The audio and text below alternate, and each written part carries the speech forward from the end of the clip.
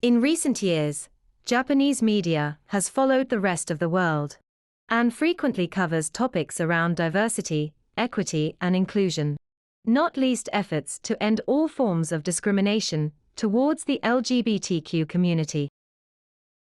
A former secretary to the current Prime Minister was forced to resign recently after making derogatory comments about same-sex marriage, insisting that he didn't even want to look into it. The Prime Minister subsequently insisted that allowing same-sex marriage would fundamentally change Japanese society, as a pretext to ignore growing pressure to offer equal rights to same-sex couples. You could be forgiven for thinking that this means Japanese history and culture has always quietly avoided the topic of homosexuality. In fact, quite the reverse is true. A very credible argument could be made that discrimination towards gay men, or indeed viewing them as a minority within society, was a byproduct of Japan's bid to westernize, after being forced to open up to the world in 1853. 1,000 years prior to the packaging of 19th-century Christian morality with unequal trade agreements, Japanese literature was celebrating gay deities. The Nihon Shoki, or Chronicles of Japan, was written in 720 AD, and formally introduced into the Japanese language the word danshoku, or gay men in modern English. Shino no Ha-hu-li and Amano no Ha-hu-li were two male deities who fell in love with each other. When Shino no Ha-hu-li died suddenly, his lover followed him. In keeping with their wishes, friends held a joint burial ceremony. After this, the sun disappeared, and there was darkness even in the daytime. Later interpretations insisted that this was some kind of divine indication that the relationship was immoral. However, most modern scholars are confident that this is not evidence of a homophobic divinity, but stemmed from a belief that the joint burial of gods of any gender or sexual orientation was bad. This is considered the real reason why daylight returned, after the deities were exhumed and reburied separately. Other important literary landmarks, such as Manyoshu, Issei Monogatari, and The Tale of Genji, also contain important references to same-sex relationships. It's clear that at the time these works were written, it was considered perfectly natural for a high-status individual to have a male lover, as well as a female partner or concubine. It was not uncommon for aristocrats to share a pillow with a beautiful boy at court. Like the nobility, danshoku monks were widely accepted.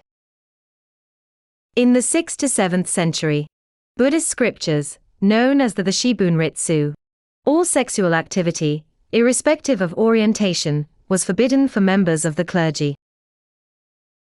However, Japanese Buddhism was considerably more averse to sexual activity with women. Consequently, many Buddhist priests maintained male lovers. However, in 806, the famous priest, Kukai, was sent to the court of China's Tang dynasty. After returning to Japan, he laid the foundations for a more tolerant attitude to relationships between priests or monks and their juniors. Chigo were young apprentice monks who had not yet shaved off their hair. As you would expect, the culture and customs of the upper classes established an example followed by commoners. In Teisarugaku, no plays that were popular with the rank and file, the titular Chigo Sarugaku, were played by beautiful boys. Some of these no players are thought to have spent the night with audience members after entertaining them with drinking parties. As the samurai class began to assume power, it is now widely accepted that male same-sex relationships permeated their ranks, perhaps in part due to more frequent interactions with monks and aristocrats, who had already established a clear social precedent. Ashikaga Yoshimitsu, who became shogun in the late 14th century, proactively adopted all aspects of upper-class culture, including danshoku. He is said to have laid the foundations of Shudo, which was a samurai-specific form of same-sex relationship. Generally speaking, Shudo refers to sexual relationships between the lord and his kosho, or vassals. These bonds were considered to be not only physical but spiritual, and consequently involved a degree of ritual formality. During the Sengoku period, 1467 to 1568, the culture of the Shudo blossomed. At a time when many warriors left their families behind and went off to war for extended periods, it doesn't take a great deal of imagination to figure out why approved same-sex relationships between peers were popular. We can measure just how popular from the long list of warlords killed by beautiful young spies sent by their enemies. This strategy was called Katsura Otokono Jutsu, which roughly translates as decoy operations using beautiful men. One of the most famous and popular shoguns, Oda Nobunaga, is said to have had a Shudo relationship with his secretary, Mori Ranmaru. Ranmaru was devoted to Nobunaga throughout his life and died alongside him during a rebellion. In the 16th century, the letters of Jesuit missionary Francis Xavier complained that it was incredibly difficult to make Japanese people understand that same-sex relationships were a sin, comparable to having multiple wives or worshipping multiple gods. As we've seen, local priests and monks led the way in establishing the social and moral acceptability of same-sex relationships, making the intrusive precepts of zealous Catholics seem all the more alien. In the Edo period, between the 17th and 19th centuries, men falling in love with men was treated as perfectly natural. Young kabuki actors followed their no predecessors and began selling their bodies at post-performance parties, which triggered creation of the word kagema to describe male prostitution. Their customers were not only priests, samurai, or wealthy merchants, but also commoners, such as farmers and craftsmen with cash to spare. In Kai Yuroku, written by a Korean envoy to Japan during the Edo period, we're told that the sex appeal of male prostitutes frequently exceeded that of women. During the settled, peaceful Edo period, tolerant and open-minded attitudes to sex prevailed, as we can clearly see from the work of Hokusai and other floating world artists. Although the extended absences caused by war were no longer necessary, Shudo remained a widely accepted part of samurai culture. Tokugawa Iemitsu, the third shogun of the Edo shogunate, was so interested in men that those around him worried that he wouldn't produce a male heir, and vainly searched for fertile concubines that could stimulate his interest. It seems likely that men were presents to fluff the shogun when he was attempting to produce an heir with a concubine. In a future episode, we'll look at how competition between foreign powers for influence over Japan's economy led to restoration of the imperial family as supreme, divinely appointed leaders. For the moment, it's fair to say that despite the Meiji-era slogan, Western culture, Japanese spirit, open borders meant that the unfamiliar culture and philosophy of other nations flooded into Japan. In 1873, new laws were introduced to overturn centuries of established moral precedent and outlaw danshoku. But in 1882, these laws were overturned. Satsuma, an area in modern Kagoshima Prefecture, was one of the most important centers of power and influence in the late 19th and early 20th century. The elites from this area not only led establishment of the Meiji government, but also became key figures within it. But Satsuma was also an enthusiastic supporter of Shudo. As a result, those whose sexual preferences tended towards their own gender started to be referred to as Satsumashumi, someone with Satsuma taste. In 1898, Hunpuya Sijalaw published an autobiographical account of his experience in a place called Satsuma Kenbun-ki. He tells us that it was common for senior boys to form a sexual relationship with a junior student. At the time, Japan was beginning to develop its own imperial ambitions, quite possibly under the influence of Great Britain, where members of the imperial family still attend university at Oxford, Cambridge, and elsewhere. Elite private boarding schools in Britain still account for a disproportionate number of elite university entrants, and by extension, government ministers. The English public school system, as it is confusingly called, was a training ground for future imperial administrators. It operated an informal system of senior boys adopting juniors as personal servants, and often sexual partners. These young boys were known as, which has become an homophobic slur. Hunpu's tale of a similar culture in a Satsuma school established a literary trope that was still common in the run-up to the Second World War.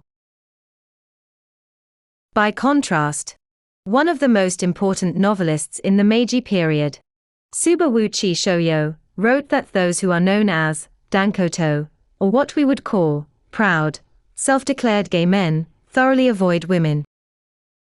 They were considered to be koha, people who are firm-willed, serious, and respect natural justice.